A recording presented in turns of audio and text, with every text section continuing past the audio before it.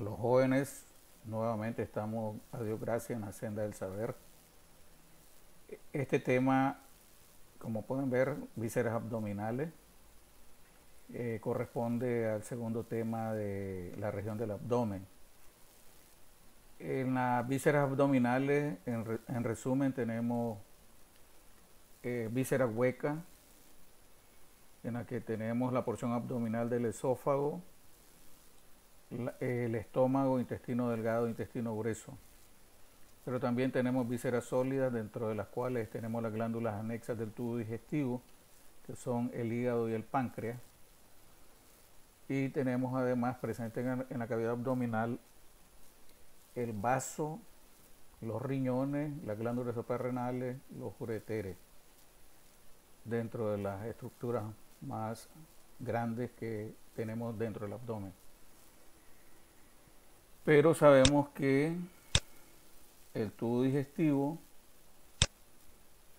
está compuesto por la boca, está compuesto por las bocas con sus glándulas salivares, que son 4 pares de glándulas salivares, la faringe, el esófago, el estómago, intestino delgado, que está compuesto por duodeno, yeyuno e ilion, y el intestino grueso, terminando en el conducto anal.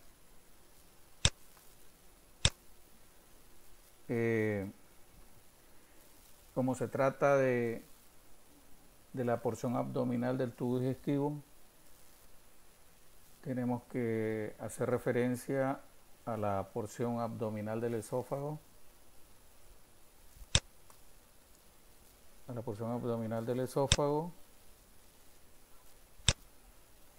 que sería este segmento.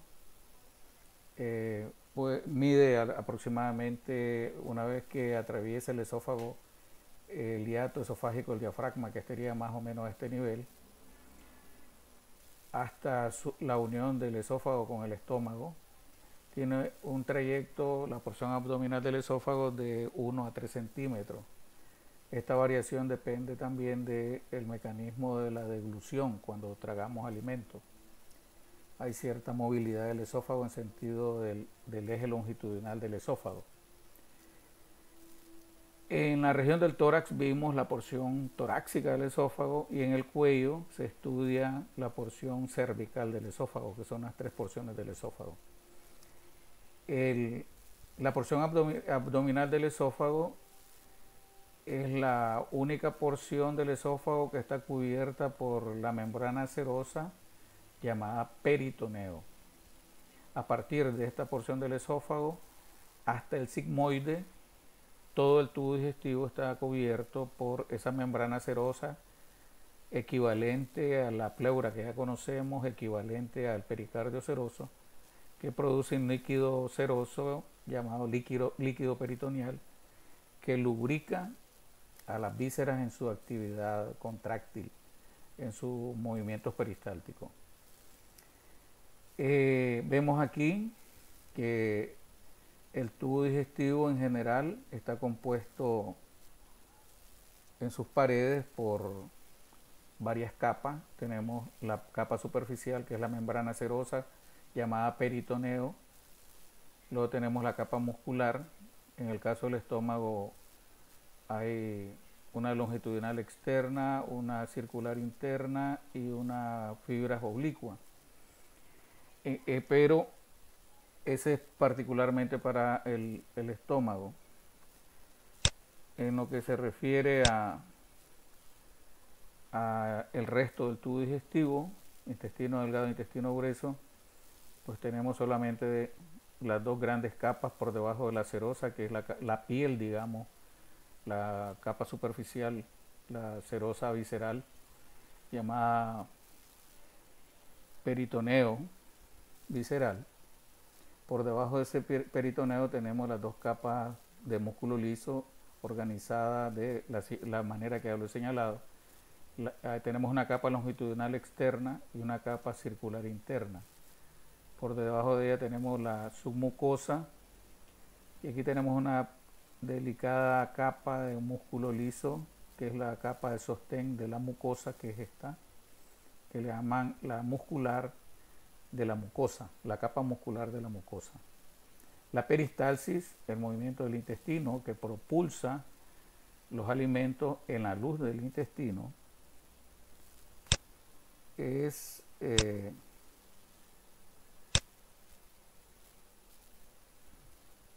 depende sobre todo de las dos capas que están por debajo de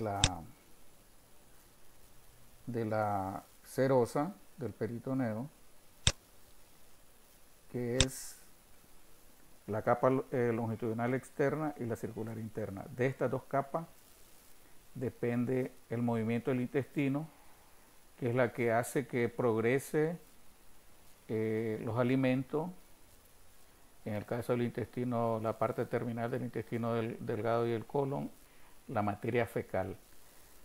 Esto propulsa el contenido de la luz intestinal. Se hace referencia a la luz intestinal a la cavidad que existe en el interior del tubo digestivo. Dicho estas generalidades, pues tenemos que decir que la porción abdominal del esófago se une. Aquí tenemos el hiato esofágico, ahí lo estamos viendo. Esta es parte de los pilares del diafragma, el pilar derecho, el pilar izquierdo. Aquí tenemos el hiato esofágico, el orificio del diafragma a través del cual atraviesa el esófago hasta unirse a la región superior del estómago, que le llaman unión esófago-gástrica. Esta porción abdominal del esófago se relaciona con el borde posterior del lóbulo izquierdo del hígado. Se relaciona con el lóbulo izquierdo del hígado. Aquí en la unión esófago-gástrica no existe un esfínter verdadero. Es un esfínter fisiológico que funciona en base a las presiones que existen en el interior del estómago y la luz del esófago.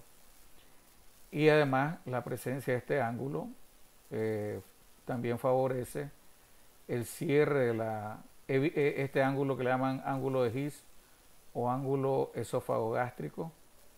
Es el que participa también en el mecanismo de evitar que los alimentos que han llegado al estómago refluyan hacia el esófago, que estaríamos hablando de reflujo o, en el caso extremo, de un vómito. La irrigación de la porción abdominal del esófago está dada por la arteria, los ramos esofágicos, ramas de la arteria coronaria estomáquica o gástrica izquierda. Es más fácil recordar el nombre de esta arteria como arteria gástrica izquierda, que emite unos pequeños ramos a la porción abdominal del esófago. En cuanto al estómago, como estamos viendo aquí, es la porción más dilatada del tubo digestivo. Funciona como reservorio para los alimentos. Una vez que los alimentos llegan, comienza el proceso de mayor degradación de los alimentos por parte del jugo gástrico. Aquí se establece una mezcla de los alimentos ingeridos con el jugo gástrico para degradar los alimentos y facilitar su absorción a nivel del intestino delgado. Anatómicamente, el estómago está ubicado a nivel del epigastrio, lo que popularmente conocemos como la región de la boca del estómago. El estómago, estando vacío, tiene la forma de la letra J, como pueden ver. Tiene forma de letra J, estando vacío.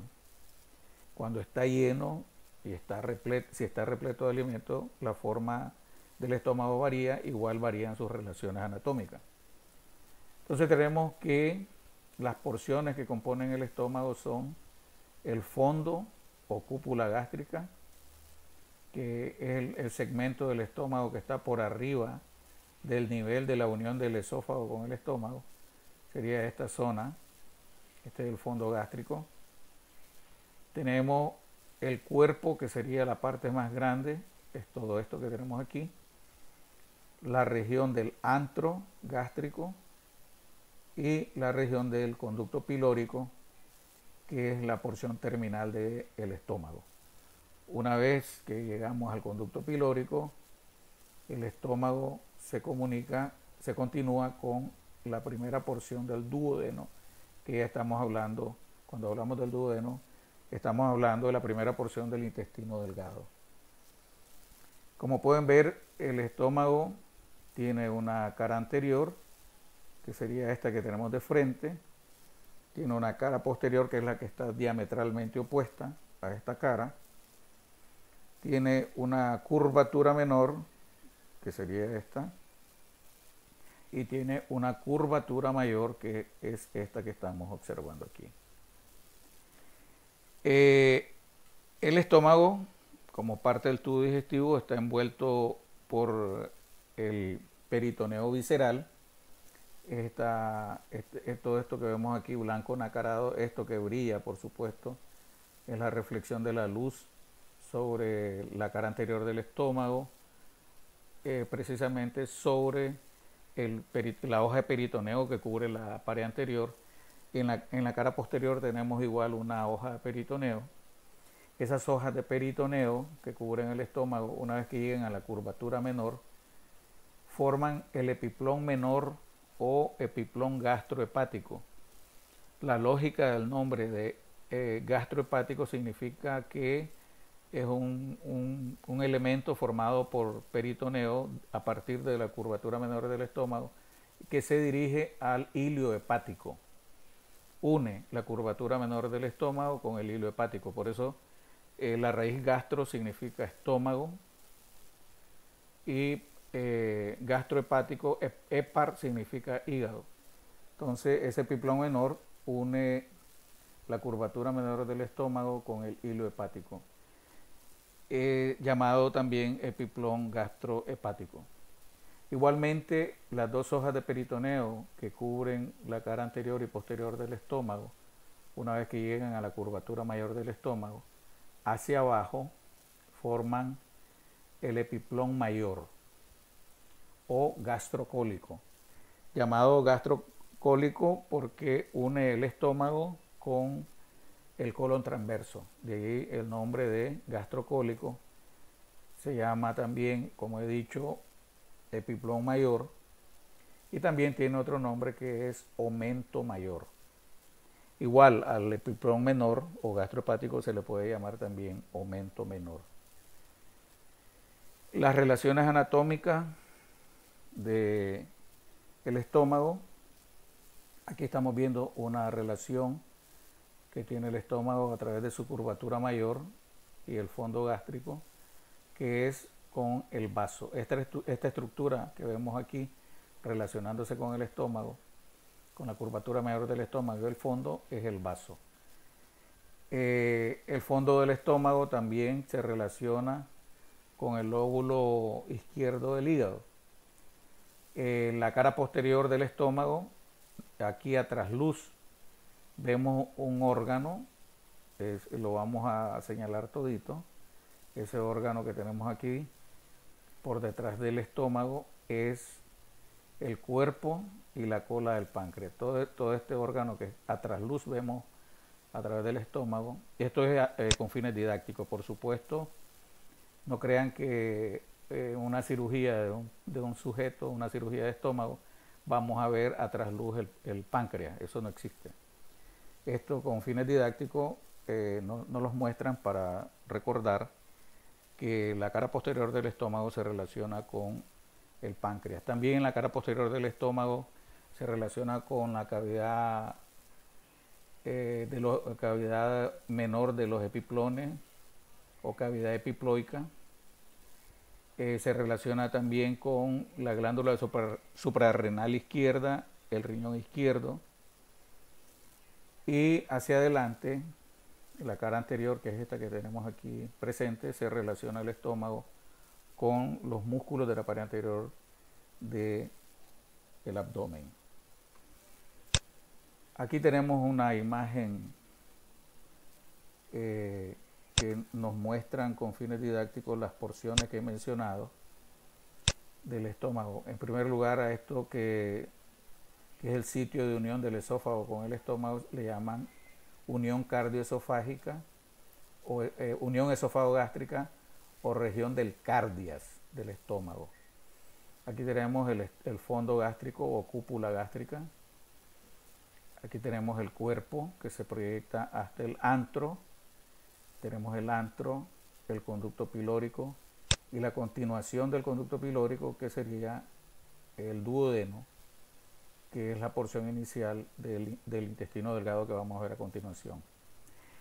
A este nivel, en la porción terminal del conducto pilórico, tenemos un esfínter verdadero. Los esfínteres en el tubo digestivo de alguna manera funcionan como las válvulas que hemos visto en el corazón. Cuando hablábamos del corazón decíamos que la tricúspide, la mitral, la válvula pulmonar y aórtica garantizan el flujo de sangre en sentido anterógrado. La sangre no debe de tener una circulación retrógrada, no debe regresar nunca, siempre hacia adelante, a como en la vida nosotros tenemos que ir siempre para adelante. Pues estos esfínteres, más o menos a similitud del funcionamiento de las válvulas del corazón, una vez que el alimento es preparado, mezclado con el jugo gástrico en el estómago, ese alimento pasa a través del esfínter pilórico, del píloro, llega al duodeno y ese alimento no debe regresar. El píloro es un esfínter, píloro precisamente significa portero. Ese portero permite el paso del alimento hacia el duodeno y ese alimento que llega al duodeno no debe regresar hacia el estómago. Si hay un reflujo del alimento, de la corriente alimenticia del duodeno al estómago, hay una mezcla de el pH básico, producto de la secreción de bilis en el duodeno y la secreción de jugo pancreático en el duodeno. Ese tiene un pH básico, es base, y el pH del estómago es ácido por el ácido clorhídrico. Entonces se da una mezcla de ácido-base y por supuesto hay trastorno digestivo. Hasta puede haber, sensación de flatulencia, de llenura, erupto y náuseas y vómito. Este es un esquema muy didáctico de las porciones que componen el estómago. En cuanto a la irrigación del estómago, la zona de la curvatura menor está irrigada por las arterias gástrica izquierda y gástrica derecha. La curvatura mayor del estómago está irrigada por las arterias gastroepiploica izquierda y derecha. La región del fondo del estómago está irrigada por las arterias gástricas cortas. Esas son todas las arterias que nutren al estómago. Luego veríamos el duodeno. Aprovecho esta imagen. He dicho que la continuación directa de el estómago es el duodeno. Aquí estamos viendo parte del duodeno.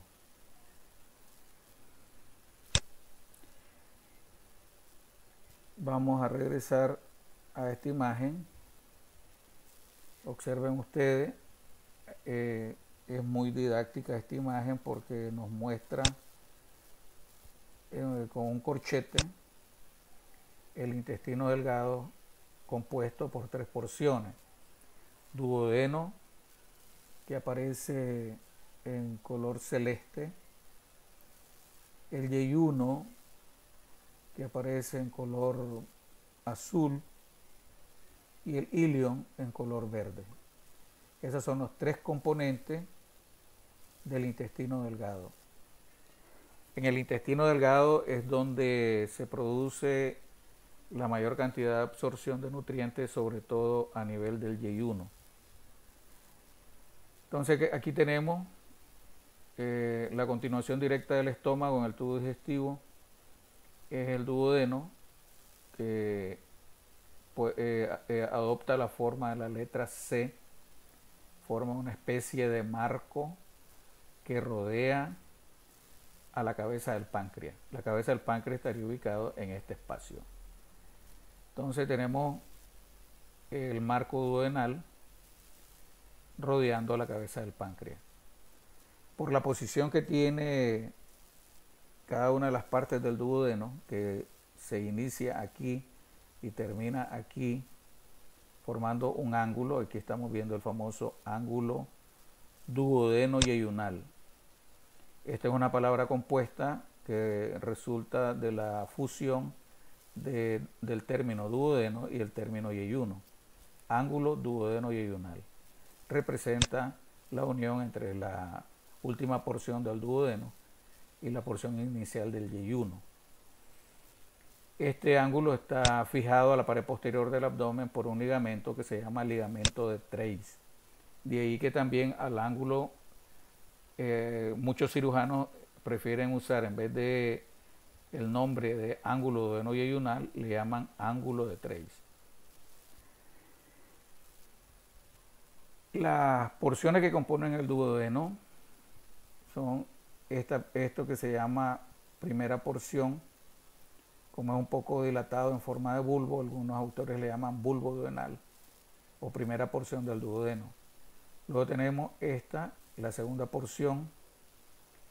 Esta que tenemos aquí es la tercera porción, y esta porción que va en sentido ascendente hacia arriba es la cuarta porción. Entonces tenemos la forma más sencilla, el duodeno, el marco duodenal tiene 4 porciones: primera porción, segunda porción, tercera porción, cuarta porción. Por el recorrido que realizan, a esta le llaman porción horizontal superior, a la tercera porción le llaman porción horizontal inferior, a la segunda porción, por su recorrido en sentido ascendente, le llaman segunda porción o porción ascendente, y a la cuarta porción, por su recorrido en sentido ascendente, le llaman cuarta porción o porción ascendente. Primera porción, segunda porción del duodeno, tercera y cuarta porción. Es la forma más sencilla. Pero también podrán encontrarlo si leen en algunos textos, espero que lo hagan. Porción horizontal superior, porción descendente, porción horizontal inferior, porción ascendente. El duodeno, desde el punto de vista topográfico, está ubicado en el epigastrio y se proyecta un poco hacia la región del hipocondrio derecho, a la derecha de las primeras vértebras lumbares. Ya he señalado que las 4 porciones del duodeno enmarcan o rodean a la cabeza del páncreas. Esto lo vamos a ver en otra imagen. Ahí lo tenemos.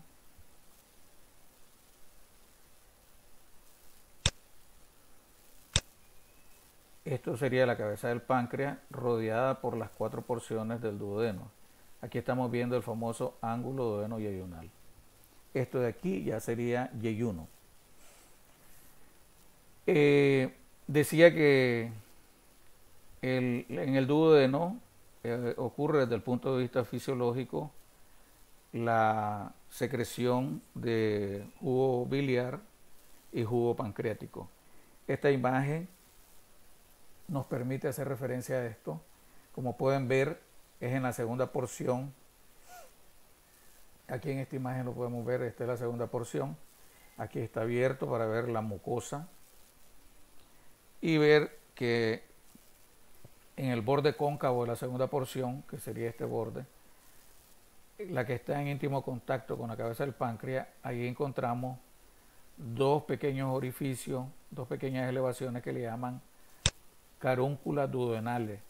Esta es la carúncula duodenal mayor y aquí tenemos la carúncula duodenal menor. Ahí lo cubro, ahí queda expuesta.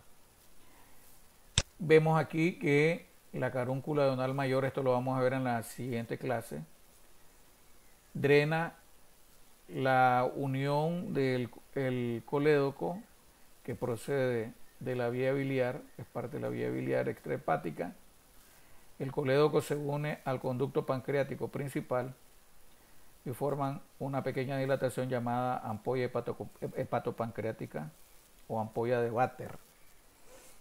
Estos dos conductos unidos son los que terminan a nivel de la carúncula duodenal mayor o papila duodenal mayor.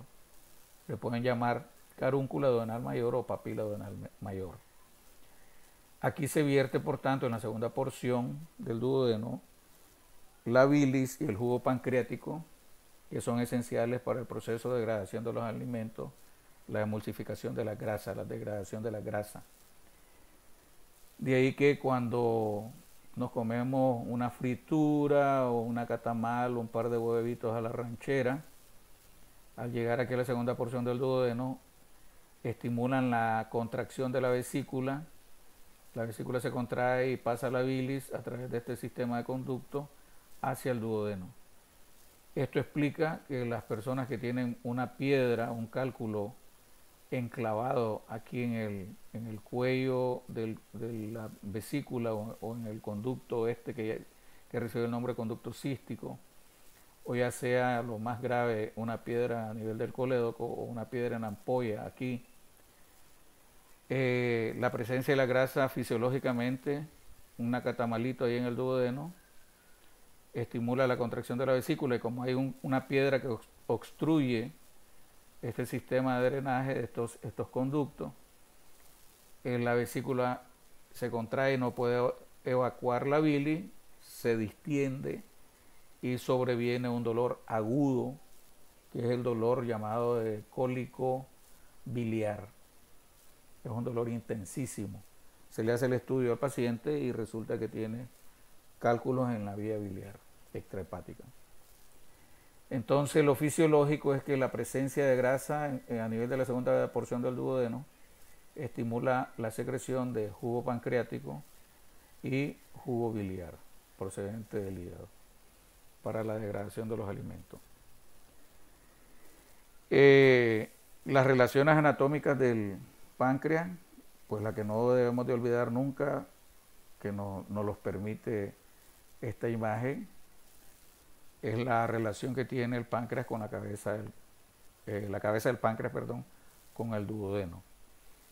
El duodeno también se relaciona con el recorrido de la vena cava inferior, con el recorrido de la arteria aorta abdominal hacia atrás, con la columna lumbar también en la región posterior, el músculo psoas mayor, el pilar derecho del hígado, y se relaciona con el riñón derecho y con el lóbulo derecho del hígado. Hacia adelante el duodeno se relaciona con el colon transverso, el mesocolon transverso y algunas asas de yeyuno, sobre todo en la región de la tercera y cuarta porción. La relación anatómica que no debemos de olvidar, que es una relación muy íntima, es con la cabeza del páncreas. Luego tenemos el yeyuno. Bueno, les traigo esta imagen para que veamos el esfínter pilórico y el conducto pilórico, ¿verdad?, que ya he descrito que es un portero que permite el paso de los alimentos del estómago al duodeno. En cuanto a la irrigación del duodeno, aquí estamos viendo parte de las arterias que irrigan el duodeno, pero observemos que esas mismas arterias irrigan la cabeza del páncreas por la íntima relación que hay entre el duodeno y la cabeza del páncreas. De ahí que estas pequeñas arterias que irrigan el duodeno se llaman arteria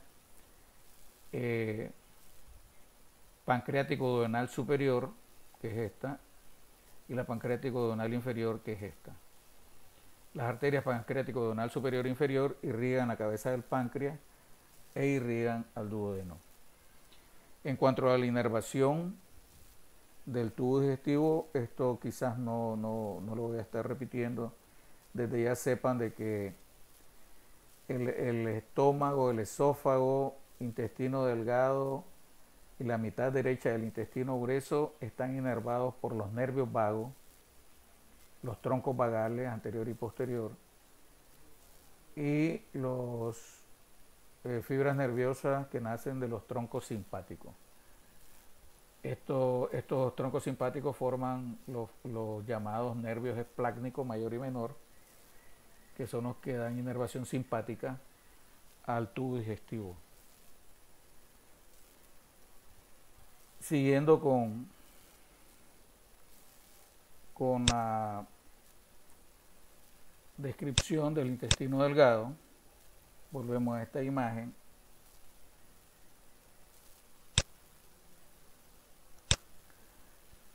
Luego el duodeno, luego de la unión duodeno y yeyunal o ángulo de Treis, tenemos en celeste, en azul, el yeyuno. El yeyuno se continúa directamente con el ilion. Aprovecho esta imagen para señalar algo que lo describen todos los libros, que desde el punto de vista macroscópico, esto sería un cirujano operando a una persona a nivel del yeyuno ilion. No podría decir nunca macroscópicamente, aquí termina el yeyuno, de aquí para abajo se continúa el ilion, o aquí comienza el ilion. Macroscópicamente no se puede determinar hasta dónde termina el yeyuno, que sería exactamente el mismo punto donde se inicia el ilion, que es la parte terminal del intestino delgado. Eso sí se puede hacer desde el punto de vista microscópico por las características de las vellosidades intestinales del yeyuno, que son muy diferentes a las del ilion. Lo que sí se sabe es que las 2/5 partes iniciales del yeyuno ilion no es nada más que la fusión del término yeyuno e ilion. Las 2/5 partes del yeyuno ilion corresponden al yeyuno y las 3/5 partes distales al ilion. Como pueden ver ustedes, el yeyuno y el ilion están rodeados por el marco cólico, que lo vamos a describir a continuación.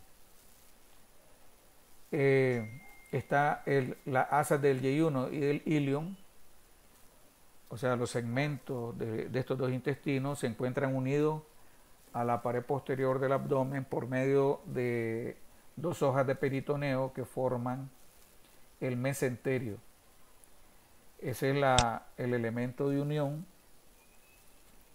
de el yeyuno y el ilion. Eso lo tenemos aquí, ¿verdad? Observen ustedes, vuelvo a señalar el ángulo duodeno-yeyunal. Este es el ángulo duodeno-yeyunal. Aquí termina el duodeno y comienza el yeyuno. Como les he dicho, aquí esto es elocuente. Yo no puedo decir a qué nivel termina el yeyuno y que aquí, por ejemplo, comienza el ilion. No puedo. Macroscópicamente ustedes ven, es igual este segmento que es de ilion con este segmento que sabemos que es yeyuno. Son iguales a ojo de buen cubero, macroscópicamente. Sabemos que la parte inicial, las 2/5 partes iniciales es yeyuno y las 3/5 partes distales es ilion. El intestino delgado, que ya sabemos que la primera porción es el duodeno, luego tenemos el yeyuno y el ilion.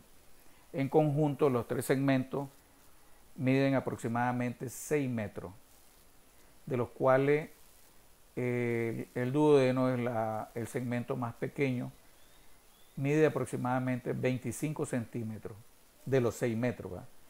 El resto, o sea, 5 metros, 25 centímetros, corresponderían al yeyuno y al ilion.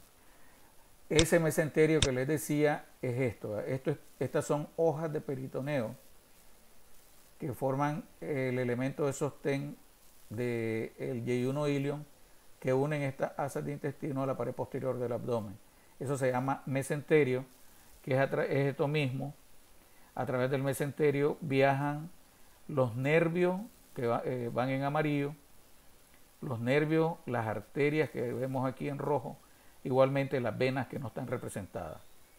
Todas las arterias, las venas y los nervios que se dirigen a irrigar y enervar los casi 6 metros de yeyuno ilion viajan a través de esto que se llama mesenterio, pero además de que sirve de puente de acceso para los vasos y los nervios, el mesenterio también cumple la función de sostén del yeyuno ilion a la pared posterior del abdomen. ¿De dónde a dónde entonces se extiende el yeyuno y el ilion? Va desde el ángulo de Treis o ángulo duodenoyeyunal hasta la unión iliocecal. Aquí a nivel de la unión del ilion con el ciego, que es la primera porción del intestino grueso, existe una válvula, que la estamos viendo aquí, la vemos aquí también. Una válvula, aquí tenemos otra válvula similar a lo que hemos dicho del esfínter pilórico. La corriente fecal que llega al ciego, las heces que llegan al ciego, no deben de retornar, de regresarse, de refluir hacia el ilion. Las heces que ya llegaron al ciego y al colon ascendente no deben de regresar, y eso se lo impide el cierre de esta válvula llamada válvula iliocecal. Si esta válvula se hace incompetente y la corriente fecal del intestino grueso regresa al ilion, en las colonias bacterianas, el número de bacterias que hay y los diferentes tipos de bacterias que hay en el intestino grueso invaden el ilion y dan un proceso de irritativo en el ilion, inflaman el ilion y tendríamos una ileitis, que eso se manifiesta con un dolor alrededor del ombligo. Así que esta válvula iliocecal, en la unión del ilion con el ciego, debe de evitar siempre el reflujo de la S desde el intestino grueso, ciego y colon ascendente hacia el ilion. Si ocurre, tendríamos ileitis. En cuanto a la ubicación del intestino delgado, pues ya decíamos que está rodeado por el marco cólico, está ubicado en el mesogastrio, lo que se conoce también como región periumbilical.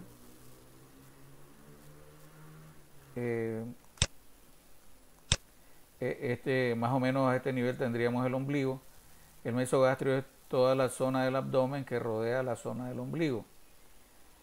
Está enmarcado el yeyuno ilion por el marco cólico, rodeado por todo el marco cólico. Y también las asas terminales del ilion ocupan también la cavidad pélvica, el hueco pélvico. En cuanto a la irrigación del yeyuno ilion, está por las arterias yeyuno-iliales, que son de aproximadamente 30 ramas yeyuno-iliales, que aquí las vemos, que nacen de 26 a 30 ramas. Todas estas ramas nacen de esta arteria, como estamos viendo ahí. Esta arteria se llama arteria mesentérica superior, que es rama de la aorta. Aquí estamos viendo la aorta abdominal, y vemos que todas esas ramas que van hacia el yeyuno y van al ilion, he dicho que son de 26 a 30 ramas yeyuno-iliales, y luego estas forman unos arcos, 3 arcos, antes de abordar a las asas de intestino.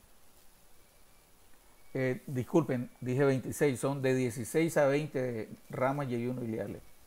había dicho 26 a 30, 16 a 20 ramas y1 iliales que nacen de la arteria mesentérica superior. Esa es la irrigación.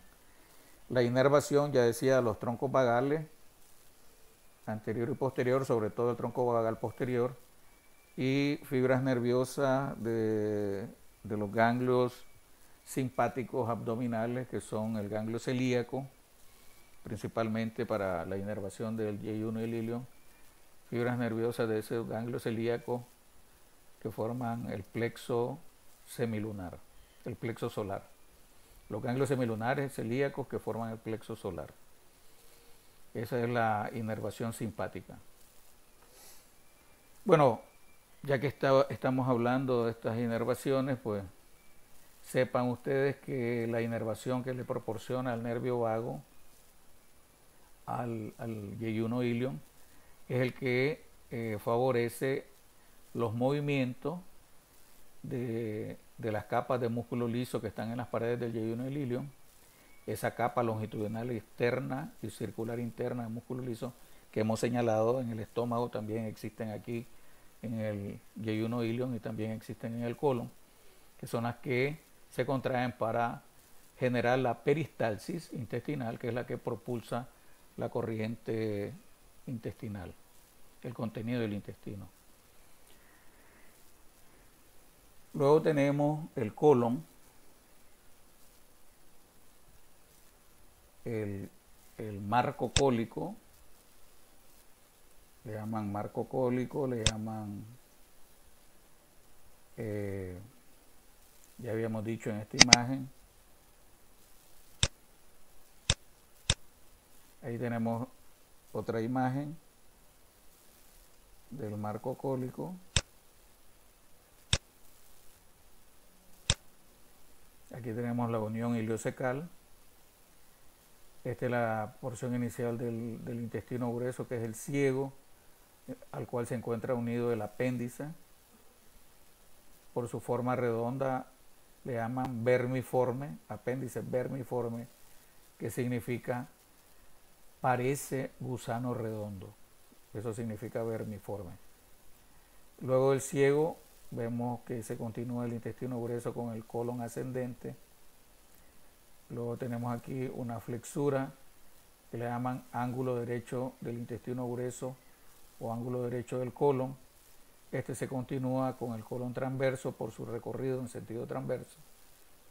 Este se continúa en la unión del colon transverso con el colon descendente, que le llaman ángulo izquierdo del colon.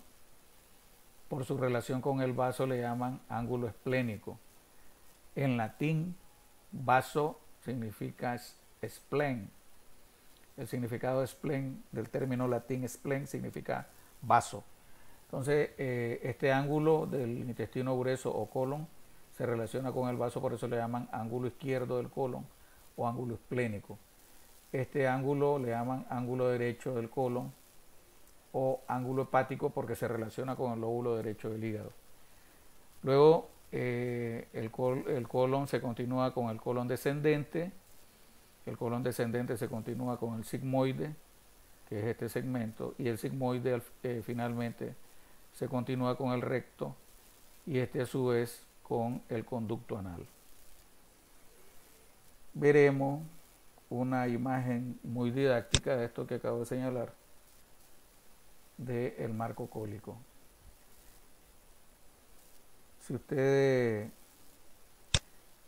recuerdan la imagen del contenido que hay aquí en el abdomen, aquí tenemos la cicatriz umbilical y hemos visto en las otras imágenes el contenido que existe entre este marco cólico, que es un verdadero marco, serían las asas de intestino delgado Y1 ilion, el Y1 e ilion.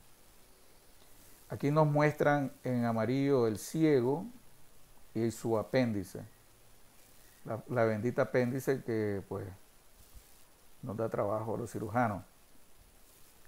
En rosado, muy famoso, tenemos el colon ascendente por su recorrido.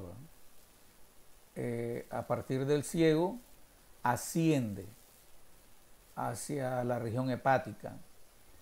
Luego muestra una flexura, una angulación llamado ángulo derecho del colon. Luego, desde el ángulo derecho del colon, el intestino grueso se proyecta en sentido transverso desde el hipocondrio derecho hasta el hipocondrio izquierdo en el abdomen, en sentido transverso, por eso se llama colon transverso. Y luego, a partir del hipocondrio izquierdo, el colon transverso forma, junto con el descendente, el ángulo izquierdo del colon o ángulo esplénico, y desde el hipocondrio izquierdo se proyecta en el flanco izquierdo del abdomen hacia la fosa ilíaca izquierda con el nombre de colon descendente, porque desciende desde el hipocondrio hacia la fosa ilíaca izquierda. En la fosa ilíaca izquierda tenemos en lila el sigmoide, porque presenta dos pequeñas flexuras. Colon sigmoide, la letra es en alusión, este nombre es en alusión a la letra griega sigma, que es parecida a nuestra S itálica, que tiene dos flexuras. Por eso se llama sigmoide, en alusión a la letra sigma. Y luego tenemos el recto, que en este dibujo pues, nos los muestran un tanto rectilíneo, pero visto en un corte de la pelvis, que vamos a tener oportunidad de verlo en el laboratorio, por delante del sacro, el recto pues no es recto, es curvo. Sin embargo, se llama recto. En esta vista anteroposterior impresiona como que fuera recto. Y al final, pues el conducto anal. Lo que tenemos que señalar de cada una de estas porciones, pues la ubicación anatómica según los cuadrantes del abdomen. En la siguiente clase vamos a ver una pequeña imagen de estos cuadrantes del abdomen. El ciego y su apéndice descansan en la fosa ilíaca derecha. El colon ascendente está alojado en el flanco derecho del abdomen. Aquí estamos viendo el abdomen, este es el flanco derecho. También le llaman cuadrante lateral derecho del abdomen o flanco derecho, que es el nombre con el que más se conoce. El ángulo derecho del colon se ubica en el hipocondrio derecho, que es donde se encuentra ubicado también el hígado. Este ángulo precisamente se relaciona con la cara visceral del hígado, por eso le llaman ángulo derecho o ángulo hepático del colon. El colon transverso se extiende desde el hipocondrio derecho hasta el hipocondrio izquierdo y ocupa la región superior del mesogastrio. Ya decía yo que mesogastrio es el cuadrante que rodea al ombligo. El ángulo izquierdo del colon, formado por la unión del colon transverso y el descendente, se relaciona con el vaso, ya lo había señalado, y le llaman ángulo esplénico o ángulo izquierdo, dado que está en el hipocondrio izquierdo. El colon descendente está ubicado en el flanco izquierdo del abdomen. El sigmoide está ubicado en la fosa ilíaca izquierda y el recto recorre la cavidad pélvica. Sabemos que el recto está ubicado por detrás de la vejiga, la próstata y las vesículas seminales en el varón. En cambio, una mujer está ubicada por detrás de la vagina y el útero, principalmente de la región del cuello uterino. Y en ambos sexos el recto hacia atrás se relaciona con el sacro. Hay tres elementos macroscópicos, eso significa que lo vemos a simple vista, que no necesitamos un microscopio para observarlo. Hay tres elementos macroscópicos que son diferenciales, elementos diferenciales del intestino grueso con respecto al intestino delgado.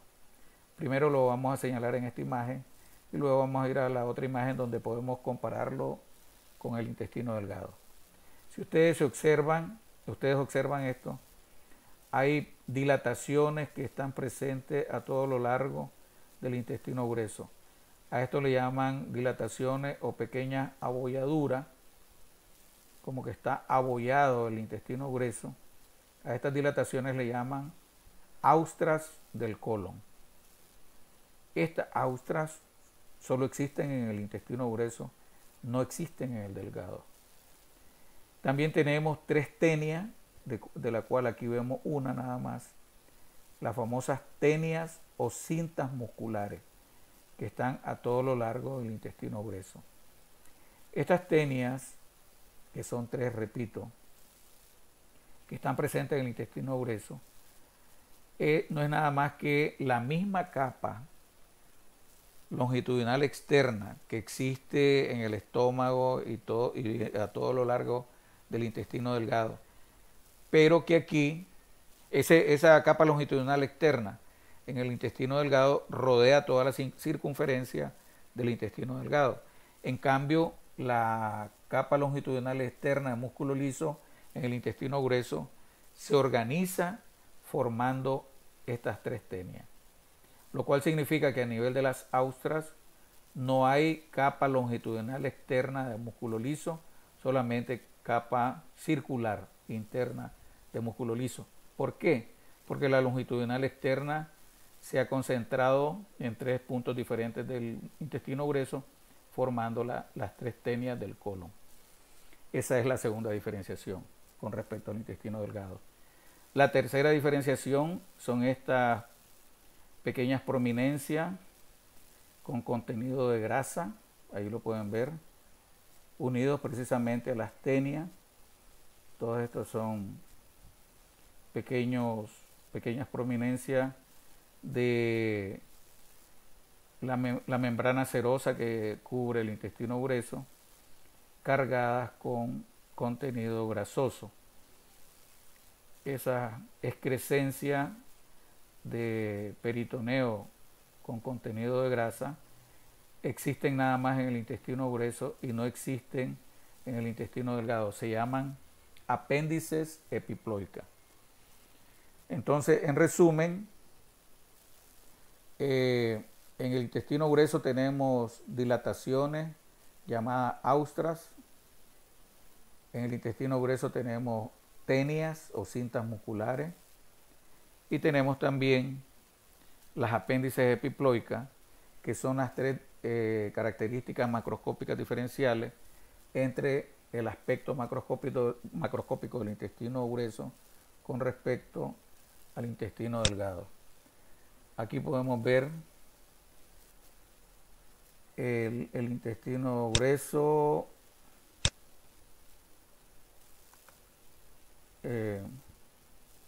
versus intestino delgado.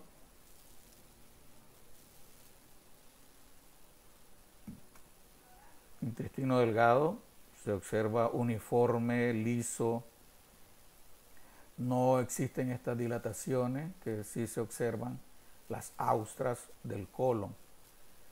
Tampoco se observan estas cintas musculares que sí la vemos a todo lo largo del intestino grueso. Y en esta imagen desgraciadamente no aparecen las apéndices epiploicas que sí la vimos en la imagen anterior. Otro detalle del intestino grueso es que solamente 2 segmentos del intestino grueso tienen meso de fijación. O sea, los mesos en el intestino son elementos de fijación formados por hojas de peritoneo. Los 2 segmentos que tienen meso de fijación en el intestino grueso son el colon transverso y el colon sigmoide. El meso de fijación del colon transverso une el colon transverso a la pared posterior del abdomen y a eso le llaman mesocolon transverso. Así que el término meso no es nada más que elementos de fijación del tubo digestivo.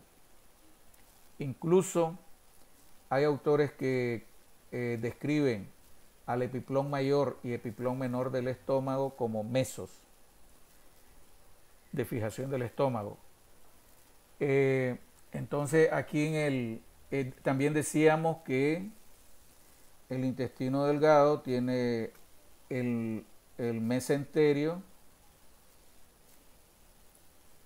el mesenterio que describíamos que está formado por dos hojas de peritoneo, que es el que sostiene las asas de yeyuno ilion a la pared posterior del abdomen. Y ahora estoy refiriendo que el colon, solamente dos segmentos del intestino grueso colon son las que tienen meso de fijación, que es el colon transverso, a través de la formación del mesocolon transverso, que une el colon transverso a la pared posterior del abdomen, y el sigmoide, que tiene un meso de fijación llamado mesosigmoide, que une el sigmoide a la fosa ilíaca izquierda. En cuanto a la irrigación, aquí la tenemos. Esta es la arteria mesentérica superior, que he dicho que da origen a 16 o 20 ramas yeyuno-iliales, que en este caso, como no están las asas de yeyuno-ilion, están cortadas esas ramas yeyuno-iliales que irrigan el yeyuno-ilion. Pero sí podemos ver que de esta arteria mesentérica superior nacen dos arterias importantes que irrigan al colon transverso, que es la arteria cólica derecha. Aquí la tenemos. ¿A dónde está ubicado, hemos dicho, el colon ascendente? En el flanco derecho. De ahí que la lógica que la arteria cólica derecha irriga el colon ascendente. Esta otra rama que nace de la mesentérica superior es la arteria cólica media, que irriga al colon transverso. La porción terminal de esta arteria, la arteria mesentérica superior, da origen a una arteria que se llama arteria hilocólica, que desgraciadamente no está representada aquí. ¿Cómo no? Aquí la tenemos, la arteria hilocólica, que recibe este nombre de la raíz ilio, significa que da irrigación a la porción terminal del ilion, y cólica porque da irrigación a la porción inicial del colon, como es el ciego y el apéndice. De esta arteria iliocólica nacen las arterias cecales que irrigan al ciego, y nace también la arteria apendicular, que es la arteria que irriga al apéndice vermiforme. Entonces, de la mesentérica superior surge la irrigación del apéndice a través de la arteria apendicular, surge la irrigación del ciego a través de las arterias cecales anteriores y posteriores, surge la irrigación del colon ascendente a través de la arteria cólica derecha, y surge la irrigación del colon transverso a través de la arteria cólica media. El colon descendente, el colon sigmoide y una parte del recto están irrigados por estas ramas de esta otra arteria que se llama mesentérica inferior, de la cual nace la arteria cólica izquierda, que irriga al colon izquierdo, aparte del colon izquierdo, que es el colon descendente, que está ubicado, decíamos, en el flanco izquierdo. Si está ubicado en el flanco izquierdo, la arteria que lo irriga es la cólica izquierda. Las arterias que irrigan el sigmoide, que también nacen de la arteria mesentérica inferior, son las arterias sigmoideas, que son de 2 a 3 ramas sigmoideas. La rama terminal de esta arteria mesentérica inferior recibe el nombre de arteria rectal superior, que irriga el recto. El recto tiene 3 arterias que lo irrigan. La rectal superior, que acabo de señalar, rama de la mesentérica inferior. La arteria rectal media, que es rama de la arteria ilíaca interna o hipogástrica. Y la arteria rectal inferior, que es rama de la arteria pudenda interna. Esa es la irrigación del marco cólico. La inervación de la mitad derecha del colon, o sea, el ciego, apéndice, colon ascendente y la mitad derecha del colon transverso, o sea, todo esto, a esto le llaman colon derecho, está inervado por el tronco vagal posterior. Y a partir de este punto, la mitad izquierda del colon transverso, colon descendente, sigmoide y parte del recto, está inervado por el plexo simpático pélvico y plexo parasimpático pélvico.